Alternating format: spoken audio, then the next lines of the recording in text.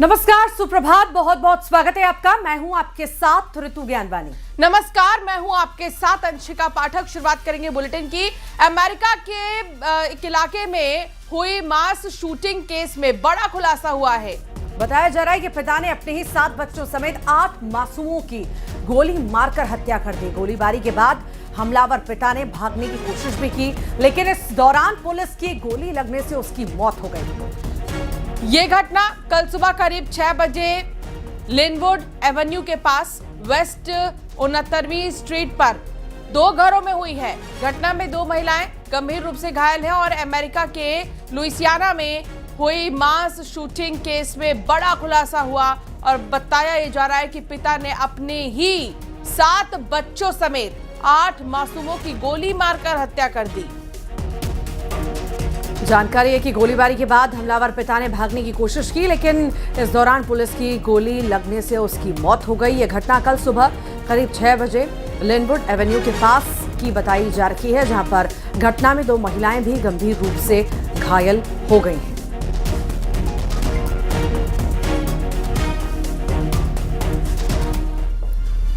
America और Iran के बीच जंग खत्म करने को लेकर बड़ी खबर सामने आई है। अमेरिकी मीडिया के मुताबिक इस्लामाबाद में मंगलवार को दूसरे दौर की बातचीत होने वाली है। इस्लामाबाद में प्रस्तावित दूसरे दौर की अहम वार्ता शुरू होने से पहले ही अनिश्चितता के बादल छा गए हैं। ईरान ने अमेरिका के साथ बातचीत में अपने प्रतिनिधियों को भेजने से इनकार कर दिया है। ईरान की न्यूज एजेंसी के मुताबिक जब तक ईरान पर नौसैनिक नाकेबंदी जारी रहेगी, तब तक पाकिस्तान में बातचीत के लिए कोई डेलीगेशन नहीं भेजा जाएगा। तो ईरान ने आरोप लगाया कि अमेरिका ने ज्यादा मांगे रखी और बार बार रुख बदला। आपको बता दें कि 22 अप्रैल 2026 सीज फायर की मियाद खत्म हो रही है और उससे ये पहले बैठक मंगलवार को यानी कि कल बेहद ही अहम मानी जा रही है और सभी की निगाहें इस बैठक पर होंगी, क्योंकि एक बैठक जो है बेनतीजा जा चुकी है और अब ये बैठक जिस पर सभी की निगाह है।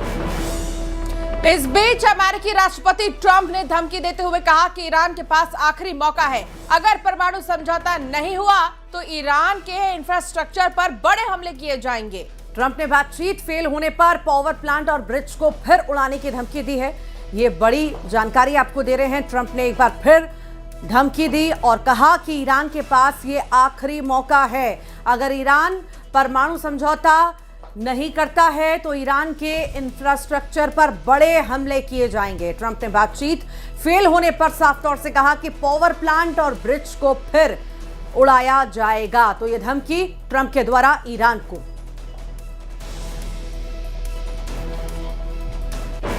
तो ईरान यूएस के बीच बढ़ते तनाव से तेल के दाम बढ़े हैं। तेल की कीमतों में लगभग 6% तक की बढ़ोतरी हुई है। क्रूड की कीमत $95.42 प्रति बैरल हो चुकी है। तो ये बड़ी जानकारी ईरान यूएस के बीच जो तनाव बढ़ रहा है उससे तेल की कीमतों में कहीं ना कहीं दाम बढ़ते हुए नजर आ रहे हैं। बिल्कुल, और अभी कुछ भी ठीक नहीं है मिडिल ईस्ट में। और एक तरफ जहां ईरान की तरफ से कहा जा रहा है कि अमेरिका को जो ये नाकेबंदी है वो हटानी चाहिए, तो दूसरी तरफ अमेरिका का ये कहना है कि नाकेबंदी नहीं हटाएंगे। इसी वजह से स्ट्रेट ऑफ हॉर्मुज का रास्ता बंद हो चुका है। हालांकि बीते दिन ही भारतीय जहाजों पर भी गोलीबारी हुई थी और ईरान की तरफ से कहा जा रहा है कि वो किसी कंफ्यूजन की वजह से हुई होगी। हालांकि विदेश मंत्रालय की तरफ से ईरान के विदेश मंत्रालय में बातचीत भी इसको लेकर की गई।